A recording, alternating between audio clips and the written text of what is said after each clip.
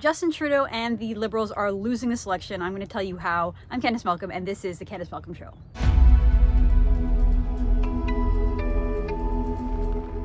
Hi everyone, welcome to the Candice Malcolm Show. Thank you so much for tuning in. As you can see, I am live on location in beautiful Vancouver, British Columbia. Look at that. That is the North Shore behind me. You can see Stanley Park there and English Bay. Absolutely beautiful, beautiful city. And let me tell you, this is a Liberal stronghold. The Liberals typically win every single seat in Vancouver-proper, and I want to tell you a little bit about some of the conversations that I have been having here in Vancouver with friends, with family. If you've been tuning into our coverage on the Candice Malcolm Show and here at True North, you'll know that we hired an in-house pollster for this election campaign to help us make sense of the numbers, to break down all those polls. It can sometimes be confusing, and to help us understand what demographics the various parties need to go after and need to capture in order to win. So yesterday, Hamish and I had this conversation. One of the key demographics that he did talk about that the Conservatives managed to win in 2011, that was part of their coalition, that they haven't been able to win in the subsequent elections, 2015, 2019, is the demographic of women, basically my demographic. So I've got kids at home, women in their 30s, their 40s, and even in their 50s with kids at home, sort of stay-at-home moms or working moms, but that mom demographic is so important. Harper was able to capture that, and like I said, Conservatives haven't. That is sort of Trudeau's stronghold. Well, I want to tell you a little bit about some of the conversations that I have been having with people that I know here in Vancouver. So first of all, I'll tell you about one woman that was once a reliably and consistent Liberal voter. She is, again, in my demographic. She's college educated. She has 2 kids. She's a stay-at-home mom. She voted for Trudeau in 2015, voted for Trudeau in 2019. She typically votes green in the provincial election, but having conversations with her during this trip, during this visit, I am floored by how anti-Trudeau she has been over the issue of the lockdowns. The lockdowns have caused absolutely devastating impacts on businesses, on families. The whole idea that the government can order people to stay at home and now order people to get vaccines regardless of whatever their personal views on it. Watching Trudeau play this divisive game, create these wedge issues, has really opened my friend's eyes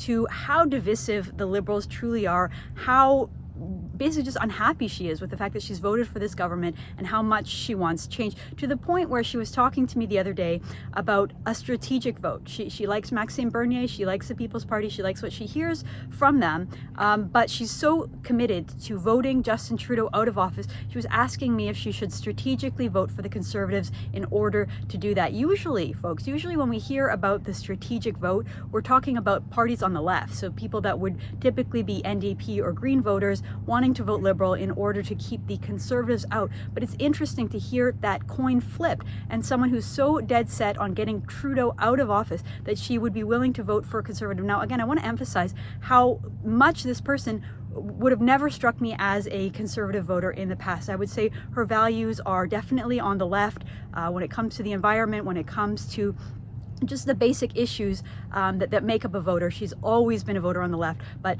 during this pandemic and the way that the Liberals have acted has brought her over to the right. She told me that the Liberals are not liberal, that they don't act like Liberals, they don't promote the values of freedom and rights, the whole idea of the Charter. They're not really the party that represent that anymore. And it's interesting because for me, I've been saying that for years and years, and it's just so interesting to hear a person who was a longtime Liberal voter say that. Again, anecdotally, I have another person who is in the older demographic. This woman is retired, and she was also a longtime Liberal voter. I know for a fact that she voted for Trudeau in 2015 and again in 2019. I was talking to this woman yesterday, and she told me that she has had enough, and this is a quote, of Justin Trudeau and his swarmy ways. She knows that there needs to be a change. She said that she likes her local Liberal candidate, but she can't bring herself to vote Liberal again. So if Liberals and Justin Trudeau are losing these demographics, women, college educated, both stay-at-home moms and retirees,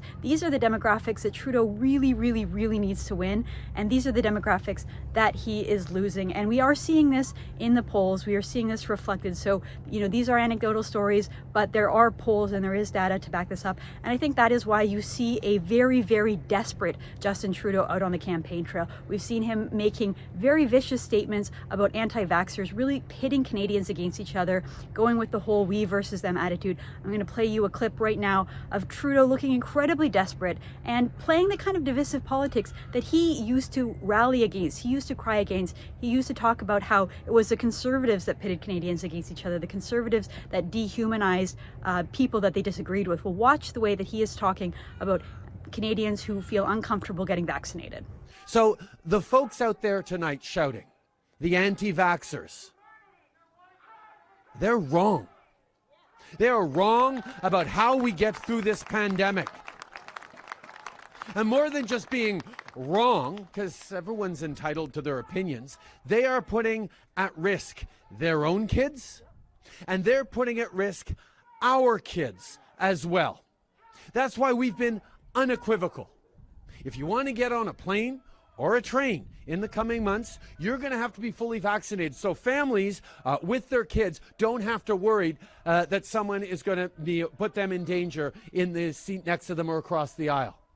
And we know that the way to get through this as well is to make sure that people can go into non-essential businesses and feel safe that they're not going to get catch COVID from someone next to them. And that means we're going to work with provinces and territories who want to move forward on vaccination certifications, on vaccination passports, so that everyone can be safe. And what's more, the federal government has announced we're going to pay for the development of those privileges that you get once you get vaccinated, because everyone needs to get vaccinated, and those people are putting us all at risk.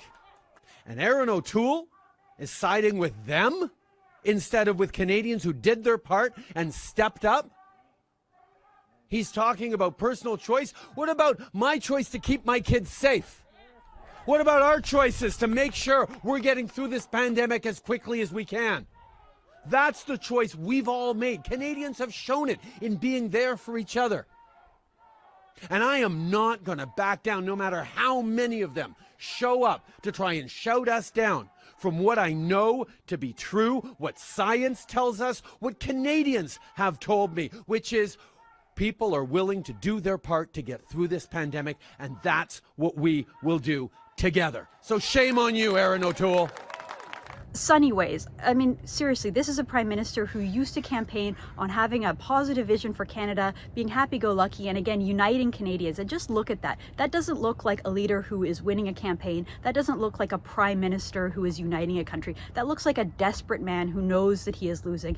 And that's why we saw the Liberals push out their policy platform today to try to distract from the news cycle, distract from the fact that they allowed a candidate to run even though they have known sexual assault abuses, the fact that the whole wedge issue around the unvaccinated doesn't really hold up, or the fact that Aaron O'Toole is actually kind of popular among Canadians. Canadians didn't really know very much about Aaron O'Toole. The assumption was that he wasn't going to be able to appeal to them, but the polls are really reflecting that people like what they see in Aaron O'Toole. He seems like a moderate guy. He seems like a bit of a policy wonk, a bit of a nerd, a family-oriented man, a man that served in the military, that really loves his country. And that's providing quite a contrast from Justin Trudeau. So it is really interesting to see this all play out. Again, if Trudeau loses places like Vancouver, loses voters like the people that I was talking about today, he is in very, very big trouble. And I think that we could see a very surprising outcome on the September 20th election. Thank you so much for tuning in. I'm Candice Malcolm, and this is The Candice Malcolm Show.